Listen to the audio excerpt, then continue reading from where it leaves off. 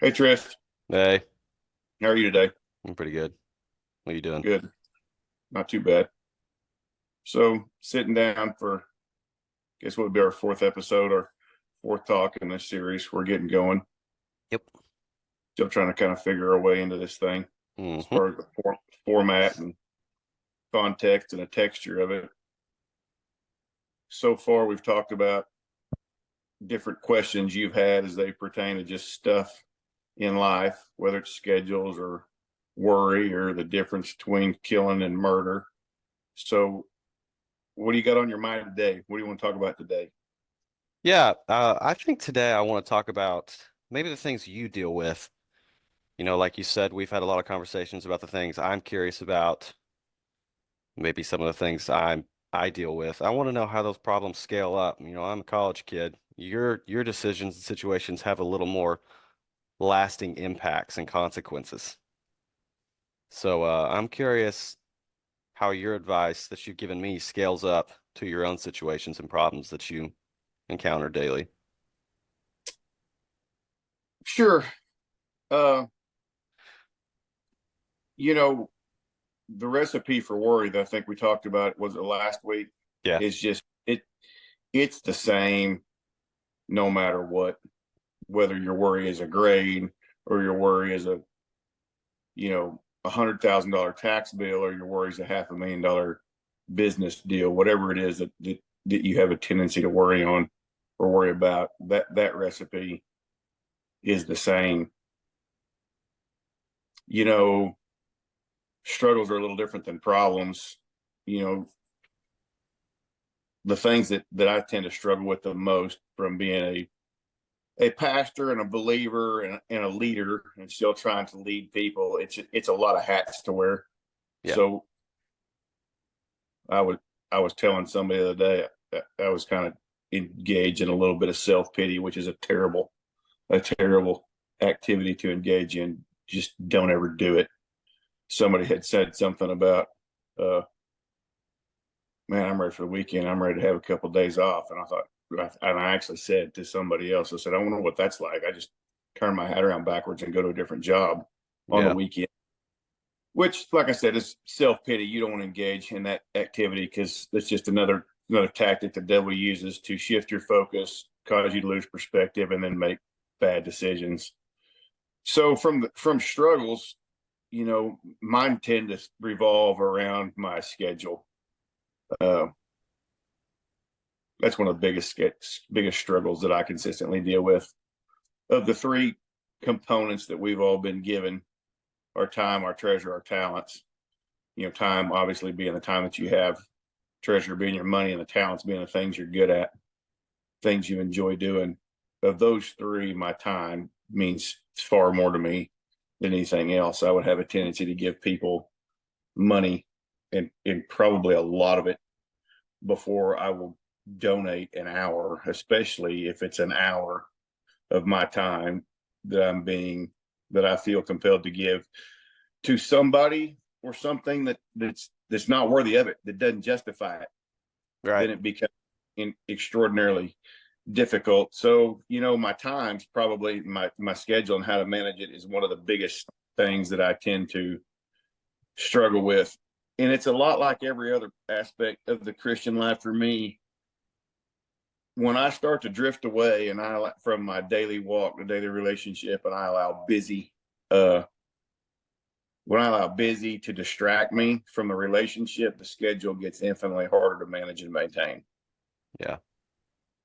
It is a lot like finances from the standpoint that when you turn your finances over to the Lord and you seek to honor Him with the treasure part of your time, treasure, and talents, He always just seems to make it work.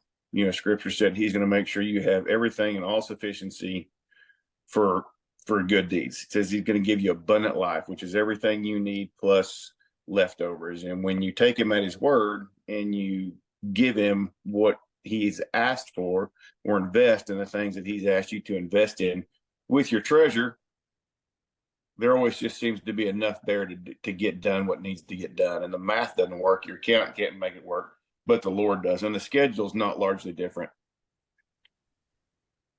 You when mean I like, do too, when I do it, sorry, I was gonna say something, but you go ahead.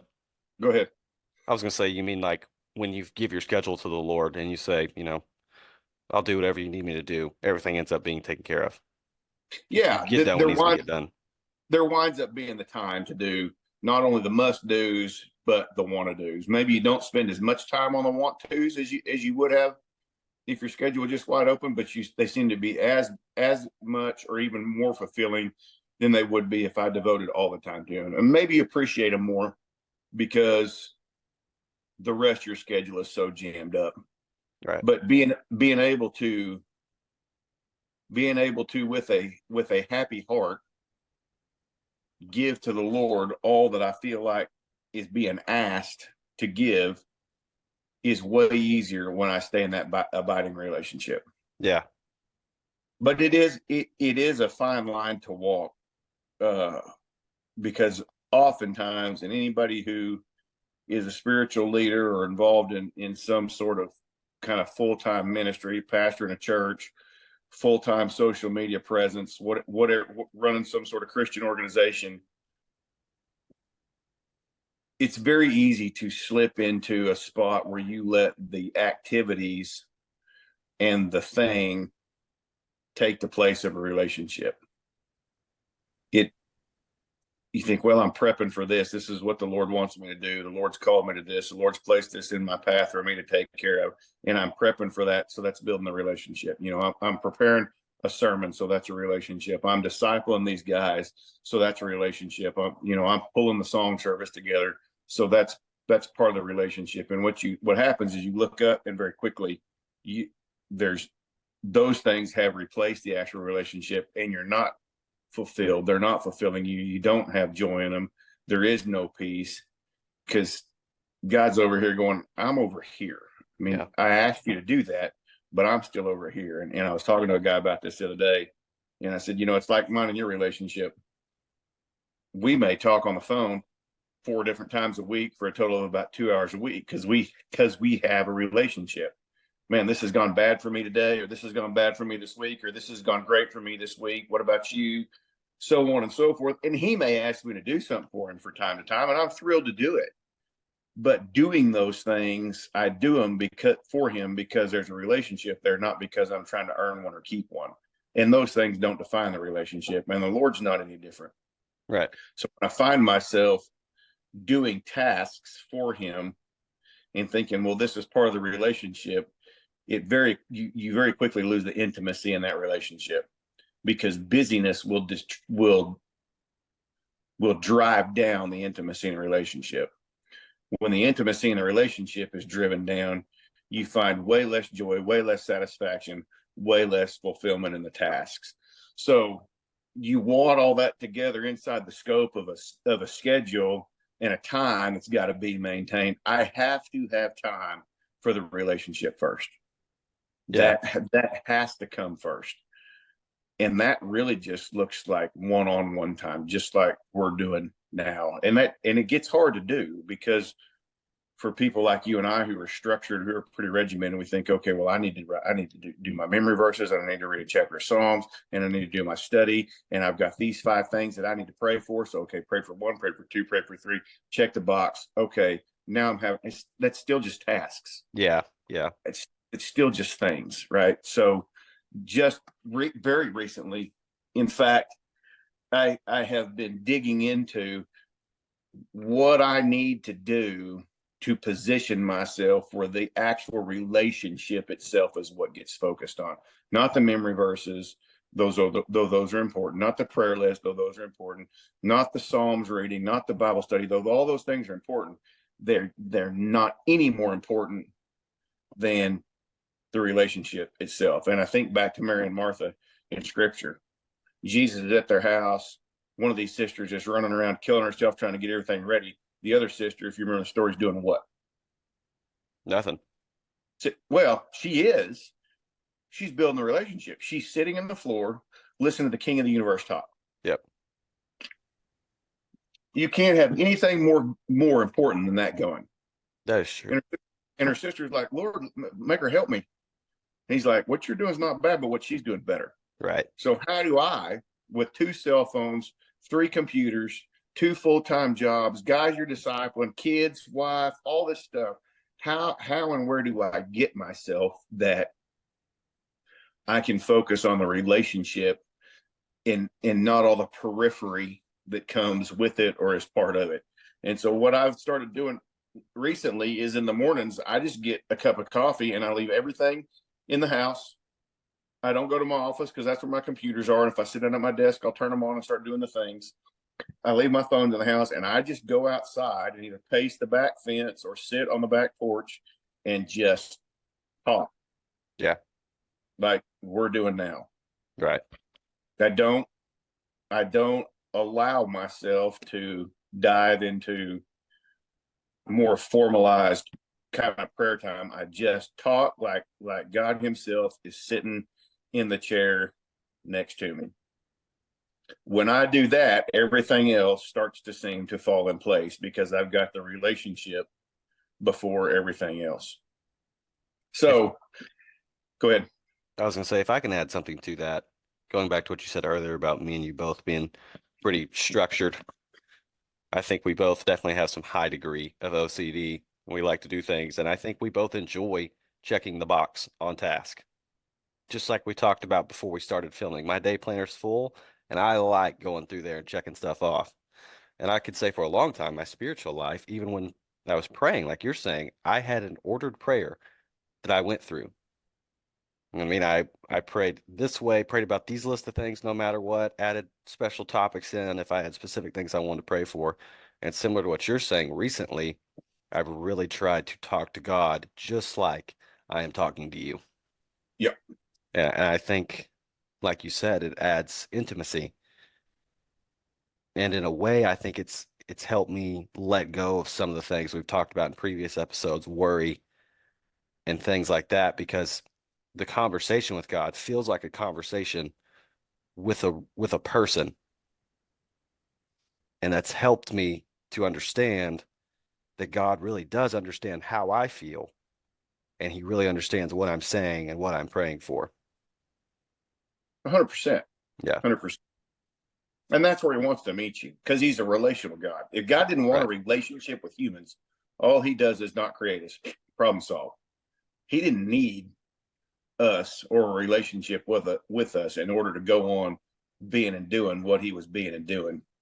He was and is a perfect God existing in perfect harmony with Jesus Christ, his son, and the Holy Spirit in a perfect heaven. He didn't need any of this to go on doing and being what he was doing and being. He did it for us because he desires to have a relationship with us, which is the fallacy when people say, God don't want me. Yes, he does. If he didn't, he just doesn't let you be born. Problem solved. Right. So if you're on this side of the dirt sucking up good air, it's because he wants a relationship with you. And because he's a relational God. So he wants to talk to you like that. There's nothing wrong with formalized prayer. It's necessary. You need to do it. You know, Jesus said, when you pray to your Father, pray like this, right? Right. I mean, that's a formalized prayer, and there's nothing wrong with that. The Bible talks about it, but that's still different from the relationship. You know, I think about one of my buddies. It's just like me calling him and saying, we have talk, and then there might be a time where I say, okay, we got to talk about 3 or 4 things. He's like, all right, what do you got? Right. Same thing with my prayer life. We can transition from just relationship building to talking about something specific and serious that's more formalized, and we don't do that. And I think it's hard because a lot of times you can't see God, and we very seldom shut our brain off, shut our phones off. We don't flip the filters on where we can really truly listen. So when you don't see, literally physically see the person or the spirit that you're trying to build a relationship with, and you don't turn the filters on where you can filter out a crap that screams louder than he does, it can be very difficult to build a relationship. And we start to rely on these formalized things to be the relationship, and they're just not. Yeah. We got to get ourselves where the distractions are completely done away with. The mind is clear, no cell phone, no TV, no computer, no music, and just learn to listen. Right. just which is exactly what you described you're doing. Yeah. So of the struggles that I face, that's probably, I wouldn't really call it a struggle. I'm just probably still on the steep side of the learning curve. That's probably one of the more significant ones. Because if the relationship's not right, everything else is off. If that relationship's off, my relationship with my kids is off, my relationship with my wife is off, my relationship with my church is off, my relationship with my employees is off, my relationship with the people that work, that deliver to me, my customers, everything's off if that relationship is off, including my schedule, including my attitude towards my schedule, including my finances, including my attitude towards them, including all my other human interactions. Everything is off if that's off.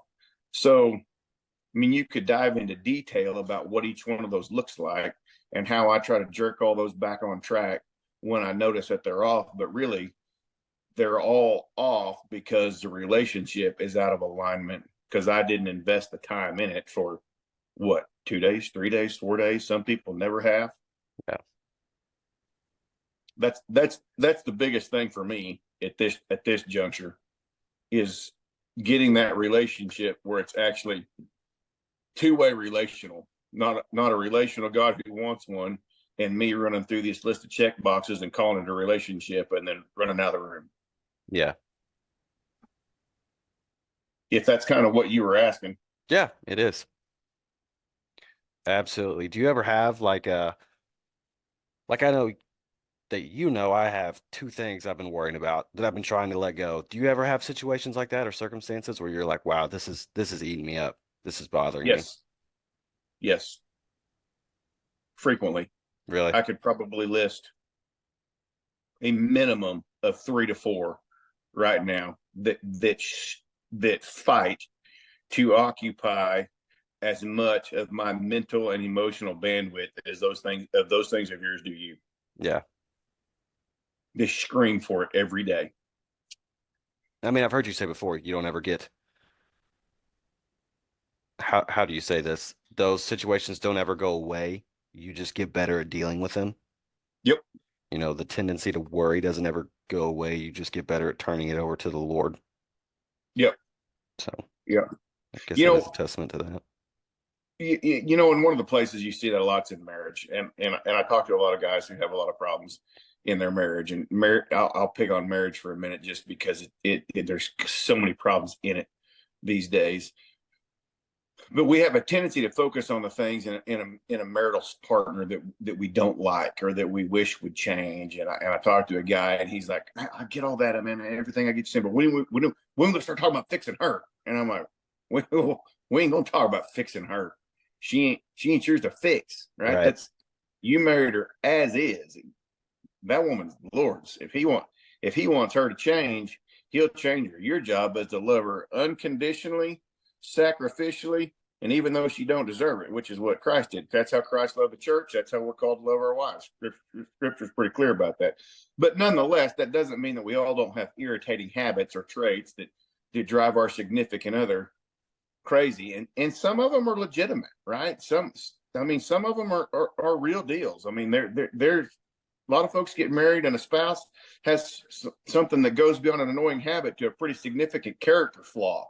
Yeah. That maybe you didn't notice until after you were married. But things like that tend to drive people to times of what, let's just call it, high emotional output, right? Things can get pre-tuned up. So, and I would say your mother and I are probably no exception. We've both had times where we have allowed the other one's activities or traits or characteristics to drive us to high emotional output. So you see those things coming, and as the more you mature spiritually, you learn to see, you know what that feels like when you feel it coming. When you witness the patterns of behavior. Your mother knows what it looks like when my old anger issues start to flare up. And I guarantee if she was sitting here today, she would tell you the same thing I do, that I'm going to tell you when I see things coming from her that I think this is the old her coming out. As soon as I see them coming, I start committing her to prayer and myself to prayer immediately. Lord, you see the same things as I do. This, you gave me this woman, but she's not mine. She's yours. You know, do whatever you need to do with her, but help me love her unconditionally. Help me love her sacrificially. Help me love her even though she don't deserve it. Change my attitude, change my perception. You change me to love her as is. I'm not worried about her.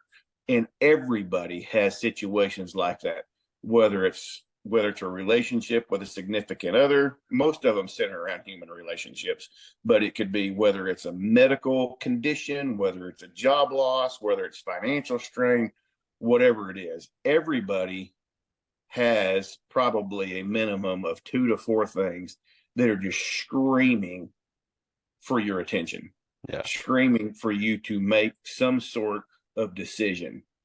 And the trick is to start to learn to recognize that, hey, I tend to get wound up here, and just start committing that to prayer immediately. And that's how I turn it over. I'm like, Lord, just take it. I don't want to deal with it. I can't deal with it.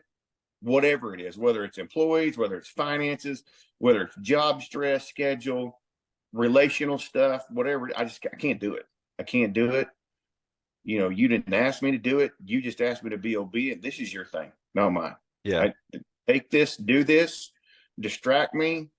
Let me go dig golf balls out of the mud where the cows have stomped them in the ground. Something. Get me away from this so you can deal with me, and you can deal with whatever this is that's going on in the background behind me, whether it's work, whatever.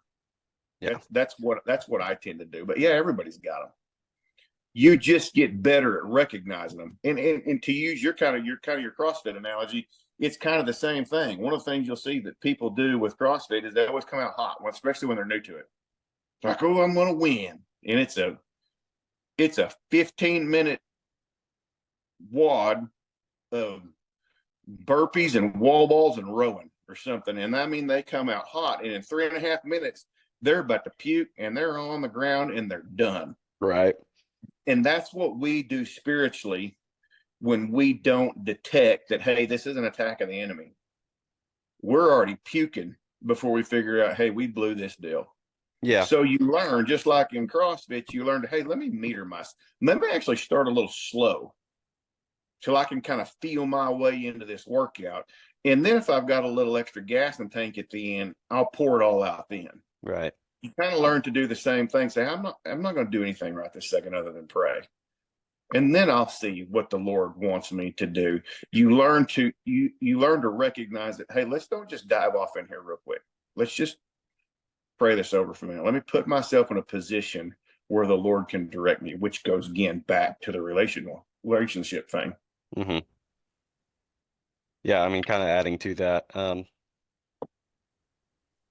I was laying in bed multiple times this week, but especially Sunday night, and I had that exam the next morning. And I was like, I need to go to bed. Like, it's midnight. I've been up studying. And I laid down, and as soon as I laid down to go to bed, I started thinking about my internship deal, which, as you know, is one of the situations I've been struggling with. And instantly started to go into analysis paralysis, and I just stopped right there as soon as I started thinking. I was like, I can't deal with this tonight. You know, I don't have the time or the mental bandwidth to think about this and to have it keep me awake all night. And I was like, Lord, just take this. Please let me not think about this right now. I need to go to bed. I need to make a good grade on this exam in the morning. I don't want to lay awake till 2 a.m. thinking about that deal. And then same thing last night, had another exam this morning, lay down to go to bed. Same thing pops in my head. And I just stopped right then. I'm like, I don't want to do this, God, you know, take this, whatever is happening right now inside my smooth brain, please make it stop. I don't want to think about that. And I stopped thinking about it right then. So, And went like to you sleep. said, yeah, I'm getting better at recognizing when that's coming and, just trying to get ahead of it. Yeah, you have to and the key to it is putting yourself in a position where you can recognize that it's spiritual warfare and then respond appropriately. Yeah. If you're so far off the reservation or so far out of alignment that A, you don't recognize it, and B, if you do, you're going to respond poorly, then you're not accomplishing anything. Mm-hmm. Right now, you got to go fix all this charred earth that you've left behind you before you can start getting things turned around again. It's way easier to just stay abiding, stay plugged in, stay relational, so that when you do recognize the attack, you can respond appropriately immediately and just move forward. Yeah, and miraculously today, in context of my situation I'm talking about, got great news regarding that today. Yeah. So thought that And was you cool. won't get it right every time. Nobody does. I've screwed it up. I can give you, I won't, but I could give you two specific examples this week. It's like you just woke up and chose violence, and you recognize that too when you're seeking to have that relationship and have it be an abiding relationship. You recognize that too. You get yourself back in alignment, and you go fix what needs to be fixed if it needs to be fixed, and you move forward. Yeah. Because nobody ever said we're perfect. We're just forgiven. Right. Cool. Anything else you want to add? No, that's about it for me, man. Unless you All right. got something else you want to tackle. No, I mean, thank you for sharing that about You're what welcome. you personally deal with. I think it's cool. It's a cool perspective, especially when compared to mine. I feel like my problems are the most important problems, and I have big problems, but everyone probably thinks that about their own set of things they go through. So then when I hear about what someone else has to deal with, it really gives me good perspective on what I deal with. Yeah, I heard a spec ops guy one time say, or I think it was a spec ops guy say, everybody wants to think that we're the first and only, and I call it the first and only disease, and we're not. Everybody thinks their situation is the worst. They're the first ones and the only ones that's ever had to go through it, and we typically indicate that that's our mindset by saying, "You just don't understand." Yes, I do. You're Yeah. not the first. You're not the only. But we tend to be so short sighted that we think we're the first and only, and we're just not. And then to your point, you'll see somebody that has real problems, and you think, "Oh, dang." Yeah. My problems ain't anything. And I got that lesson brought to me very clear to me pretty early on when you were diagnosed as T1D, and we went to Tulsa. It was one of your first appointments in Tulsa. And we went to eat at Red Lobster before the appointment. And I sat there and watched you count carbs and jack with this pump and insulin settings and base rate settings. And I thought, man, this just freaking sucks. There was another family, you probably don't even remember. There's a family over there at a table behind us. They're about 5 kids. And I think they're eating whatever the crap they want. They don't have to calculate nothing. They don't have to figure nothing. They don't have to count anything. They just sit down and eat like normal people. And this just blows. And so then we go to the appointment, and we're sitting there waiting, and there's a lady comes through pushing probably a 13, 14, 15-year-old girl in a wheelchair who is completely 100% disabled. Her feet don't work, her legs don't work, her mind doesn't work, her head's thrown back over her shoulder, over the back of that. She's literally drooling in the floor as her mom or caregiver pushes her through there. And I thought, duly noted. Yeah, it could be worse. Absolutely. Thank you, Lord, for something that can be managed, because there are people who have it way worse. Right. Right. Yep. Awesome. Well, good talk. Yes. Enjoyed it. All right. Well, thank you. You bet. Holler at me later. Yep. Bye.